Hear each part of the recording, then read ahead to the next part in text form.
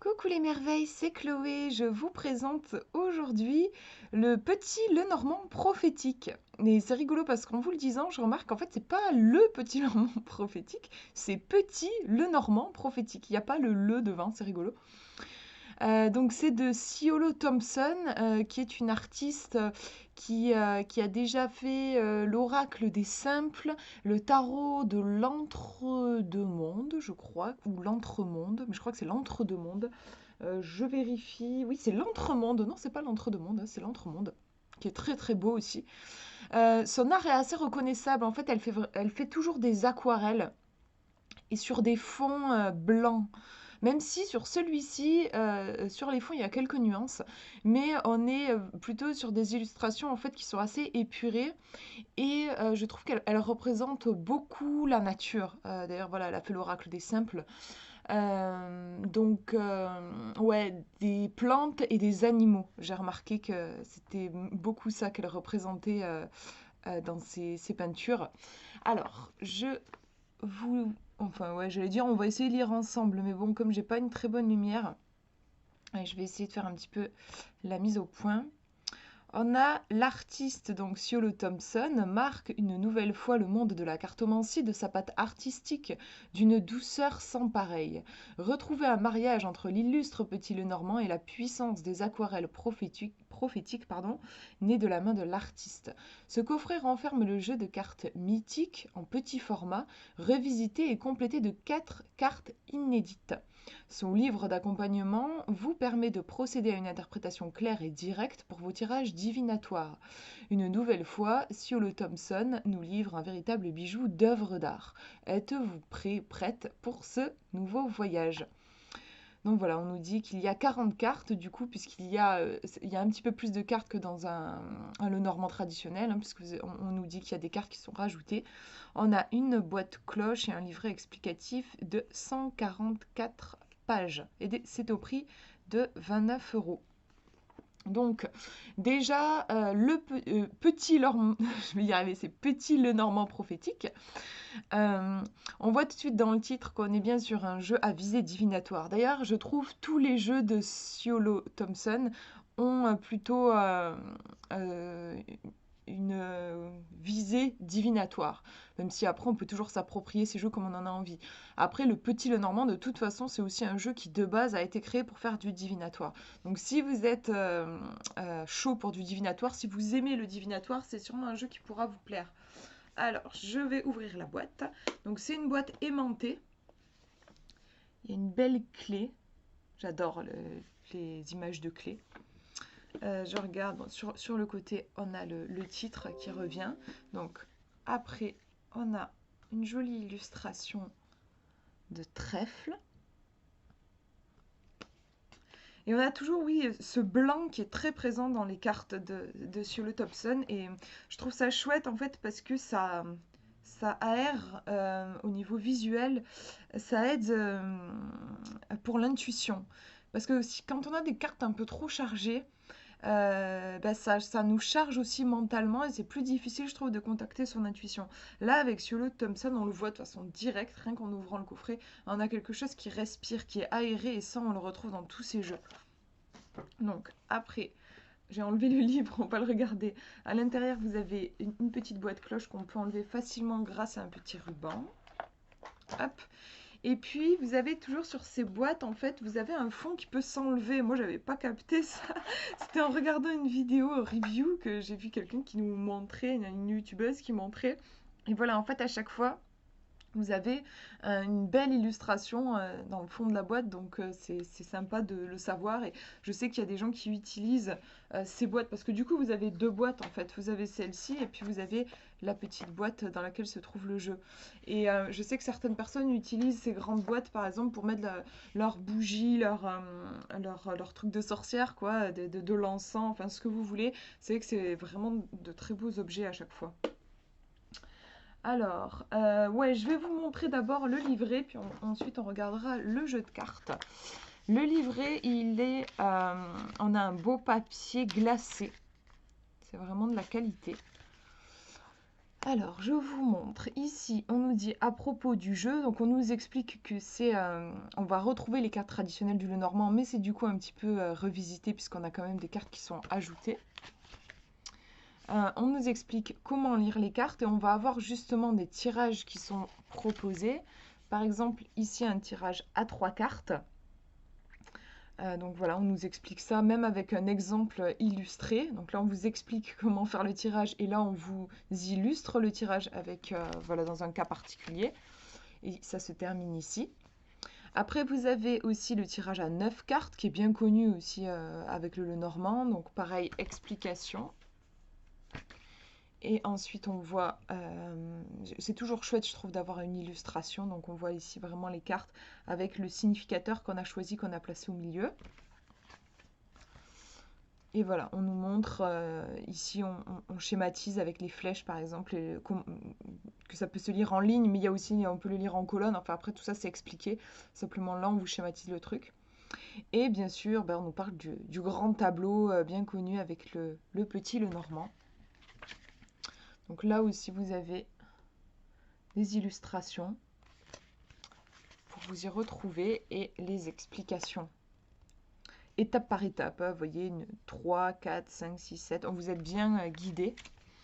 Et ben ensuite, on attaque avec l'interprétation des cartes. Alors, comment ça va se passer, l'interprétation des cartes? Vous avez l'illustration qui est reprise.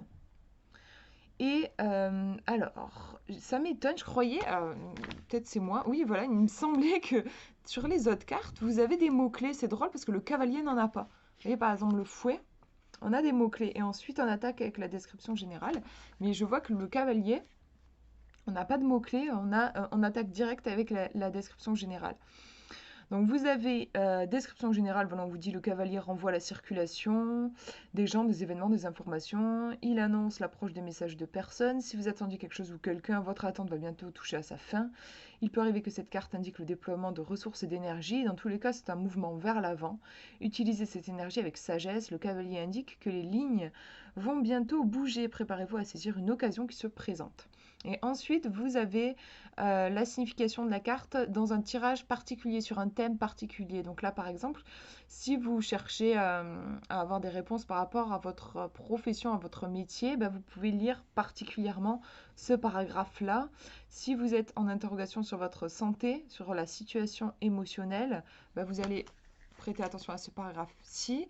Et vous avez aussi quelques lignes sur si vous êtes en question par rapport à l'amour.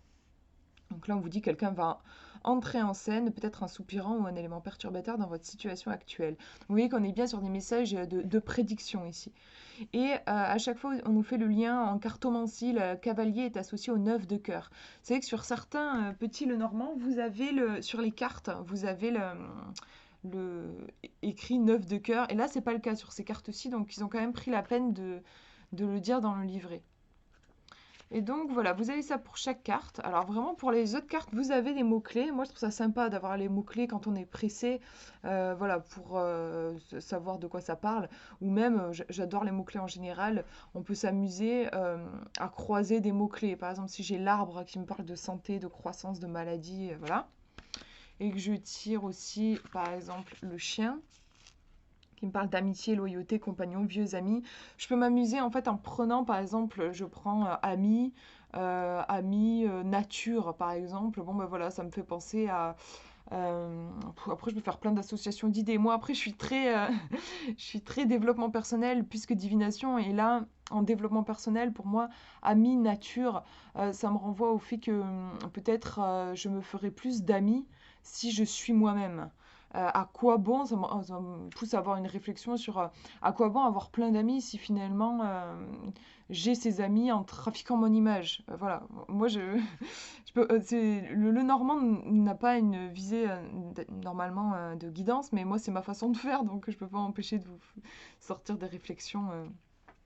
Moi j'aime bien réfléchir, enfin j'aime bien méditer sur certains sujets avec les cartes. Donc voilà, les mots-clés sont super pratiques, que ce soit pour faire une prédiction ou pour méditer sur un sujet, pour avoir un conseil, voilà. Et donc à chaque fois, hein, vous avez aussi donc la description générale, professionnelle, situation santé émotionnelle, l'amour et le, le parallèle en cartomancie. Et puis à la fin, vous avez les cartes, puisqu'il y a des cartes qui ont été rajoutées. Donc elles sont positionnées à la fin, voilà, les cartes additionnelles. Alors en cartes additionnelles, elles sont très intuitives, les cartes additionnelles. Vous avez le balai, franchement, je n'ai même pas besoin de lire la signification pour savoir que le balai va me parler de nettoyage, vous voyez, hein, c'est ça, débarrasser, séparation, dissolution, nouveau départ, vérité. Je trouve que ça se comprend de suite. On a aussi le papillon. Là aussi, je trouve que c'est très intuitif. Le papillon va forcément nous parler de transformation, de changement. Enfin, si vous manipulez un peu les oracles, que vous connaissez un peu le symbolisme, voilà, le papillon, c'est la transformation. Alors, vous avez une carte non binaire. Ça, c'est original et sympa, je trouve, d'y avoir pensé. C'est une carte, en fait, vous avez une carte homme et une carte femme dans le Lenormand quand vous cherchez à... vous voulez mettre un significateur. Mais l'auteur a voulu ajouter une carte si jamais vous ne vous reconnaissez pas dans le genre masculin ou féminin, ou si vous tirez les cartes pour une personne qui ne se reconnaît ni dans le genre masculin ni dans le genre féminin. Du coup, il va y avoir cette carte-là qui va pouvoir vous symboliser. Si jamais vous l'utilisez, on vous explique que si vous l'utilisez pas comme significateur et qu'à un moment cette carte tombe dans votre tirage, c'est une carte qui va vous inviter à voir au-delà des trucs traditionnels, des représentations traditionnelles. Cesser de voir la vie, les choses juste soit c'est tout noir, soit c'est tout blanc. Sortir de cette dualité en fait. Voilà, c'est une carte mais c'est comme son nom l'indique, qui est non binaire et qui nous invite à embrasser les choses peut-être de façon plus globale, plus sage, moins classée en fait. Voilà. Et puis, nous avons la carte de la couronne. Donc là, elle nous parle de responsabilité, de leadership, de pouvoir et aussi de récompense. Et je crois que c'est tout. Est-ce qu'il y en a une autre? Non, c'est ça. Donc voilà, et à chaque fois, hein, vous avez aussi...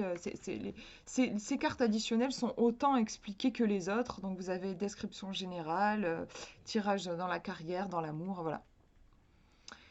Et voilà, du coup, pour ce livret, alors il fait 144 pages. Moi, je vous l'avais dit, c'était écrit au dos du coffret. On a même un beau serpent au dos. Vraiment, tout est... C'est vraiment un super travail d'édition. À chaque fois, je trouve qu'ils font chez Arcana Sacra, c'est toujours magnifique. Donc, je vous montre la petite boîte du coup du petit Lenormand prophétique, avec ici un papillon qui nous invite à la transformation. À l'intérieur, on retrouve un petit ruban pour enlever facilement les cartes. Hop. On a un dessin, donc ici c'est la maison. Vous voyez un petit peu la finesse des traits, c'est vraiment... Et puis la finesse aussi qui est apportée par l'aquarelle qui joue avec la transparence, c'est très fin, c'est super beau. Au niveau du jeu, alors au niveau de la taille du jeu, il est tout petit comme souvent les Lenormand. Et j'ai regardé dans mes jeux, en fait on est sur la même taille que l'oracle du pouvoir personnel. Donc oui, c'est vraiment c'est la même, c'est exactement la même, la même taille. Donc si vous avez ce jeu chez vous, vous pouvez vous faire une idée. En tout cas, vous voyez que par rapport à ma main, c'est vraiment enfin, c'est pas le format le plus petit. J'ai déjà vu des cartes plus petites, mais c'est rare, quoi. C'est quand même un format qui est assez petit et qui se veut facile à prendre en main. Au niveau des tranches, on a de belles tranches blanches. Hop. Alors, il est à l'envers? Ouais, il est à l'envers. Du coup, est-ce que j'ai mes cartes non, c'est que je les avais à l'envers. Donc, en effet, oui, d'ailleurs, le jeu peut être utilisé dans les deux sens, même si de base, à ma connaissance, le Lenormand, du coup, en le disant, je me pose la question. À ma connaissance, le Lenormand ne se travaille pas avec les cartes inversées, mais du coup, en tout cas, là, c'est possible. Donc, hop. Je ne parle pas de la qualité des cartes parce que c'est toujours tip top chez Arcana Sacra. Hein. Bon, vous voyez, ils font toujours des cartes aussi qui glissent bien, donc qui sont un peu brillantes, mais sans que ce soit qui fassent des traces avec les doigts, quoi. Donc voilà, le cavalier, les oiseaux. Donc on a des représentations qui des fois là par exemple sont assez, comment dire, proches de la représentation traditionnelle, mais il y en a qui changent un petit peu aussi, il me semble que j'en ai vu des cartes qui changeaient l'ours. Alors les ciseaux par exemple, les ciseaux à ma connaissance ne sont pas dans le Lenormand. Alors je vais regarder par curiosité, du coup c'est la numéro 10. La numéro 10, voilà, j'ai choisi de renommer la traditionnelle carte de la faux. Voilà, normalement c'est la faux et ici elle nous l'a changé en ciseaux. Peut-être en effet que ça a un côté plus... Aujourd'hui, on va être plus en contact avec des ciseaux qu'avec une faux. C'est que le Lenormand, comme c'est un jeu qui est quand même assez ancien, on peut être confronté à des symboles qui font plus tellement partie de notre quotidien. Donc c'est sympa d'y avoir pensé, je trouve. Là, par exemple, aussi, l'enfant, il y a cette originalité. Comme je vous disais, j'ai remarqué qu'elle aimait bien représenter des éléments de la nature. Donc là, elle a représenté un faon pour représenter l'enfant. L'étoile, là aussi, c'est original, puisqu'on a quand même une main qui vient alors soit disperser des étoiles, soit recevoir des étoiles. La tour, le chemin, le livre. Je sais pas si je vais essayer de voir si j'arrive à avoir une qualité un peu mieux au niveau de la webcam. Mais bon, je peux pas trop faire de miracle non plus, je crois, parce qu'il fait pas beau et donc le soleil est complètement caché. La lune. Le balai que vous avez vu dans les cartes additionnelles. Le renard, pour le coup on en a même deux ici. C'est intéressant le fait qu'il y en ait deux, il peut y avoir un côté un peu de duplicité, je trouve aussi. Le nuage. Le cercueil. Le jardin. Les poissons. Le lys. Le fouet. La cigogne. Le cœur. La lettre. Le soleil. La clé. La fameuse carte non binaire.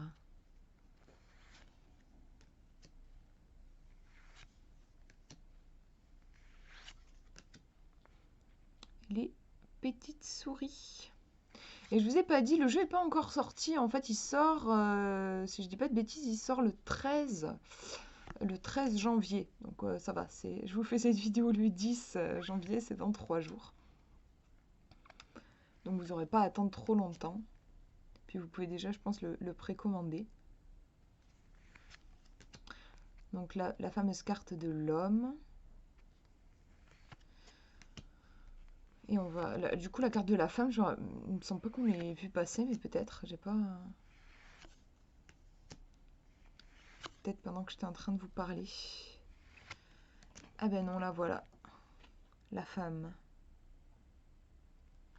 Voilà pour cette petite présentation. Mais j'espère que ça vous aura parlé et inspiré.